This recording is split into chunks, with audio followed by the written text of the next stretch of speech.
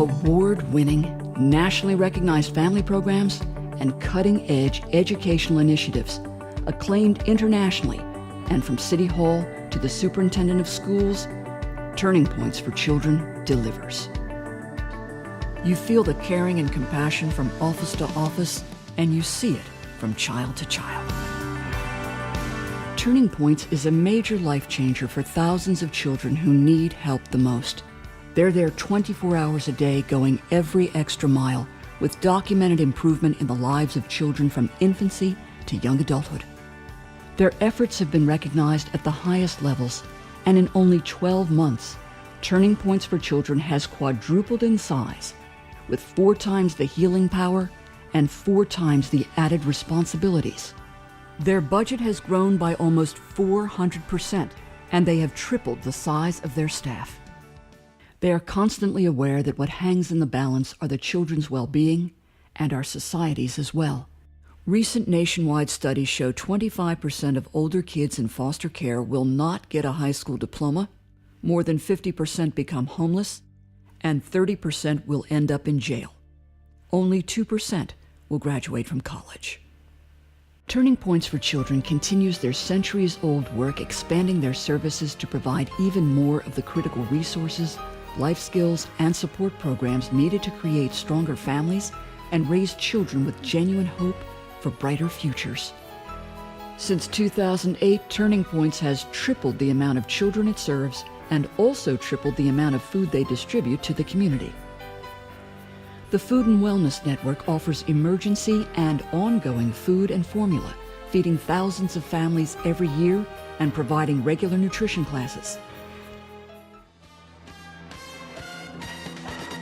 Well, on a daily basis, Philabundance does serve thousands of families every week, and that keeps volunteers at the warehouse in South Philadelphia very busy, obviously even more at the holidays. Action News reporter Amy Buckman is live at the Philabundance warehouse with more on that.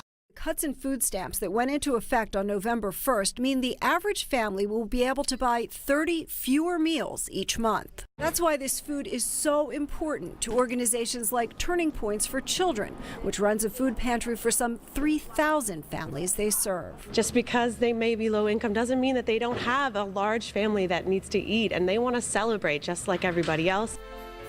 Teens and Tots continues its insightful mission, and in a series of new milestones, Turning Points received their first federal grant for their revered Families and Schools Together program. That means FAST goes into 30 new elementary schools, doubling their impact, and Turning Points is now in 64 charter and public schools in Philadelphia.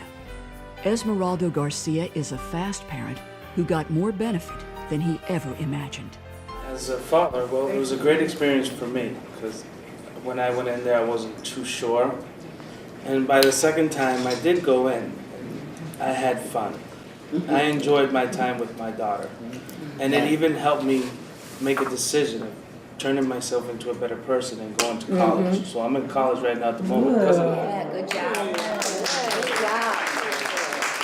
I'm finally finishing with a degree, and my daughter's happy as well. So she's like, great. So I believe it's a great experience for me. In a year of groundbreaking firsts, there are 2 more, and they are huge.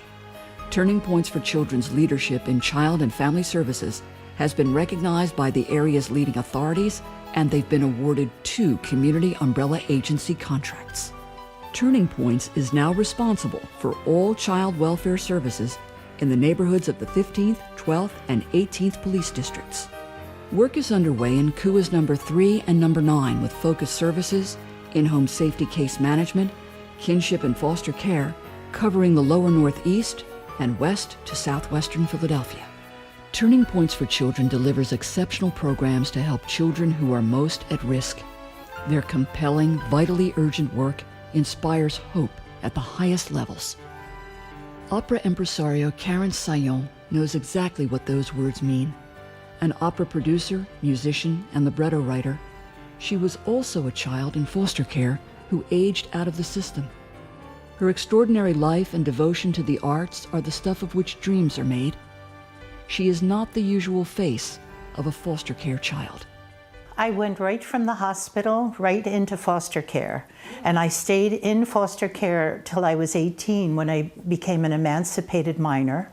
My brother had the same thing, except he was 1 year older, and neither of us were ever adopted. I lived with a family, and in those days you really didn't see a social worker initially because we're talking 1944, and there were many, many problems in this family. But it was a family that I stayed with until I was 18 years old. The childhood was abusive, and it was racked with all sorts of problems.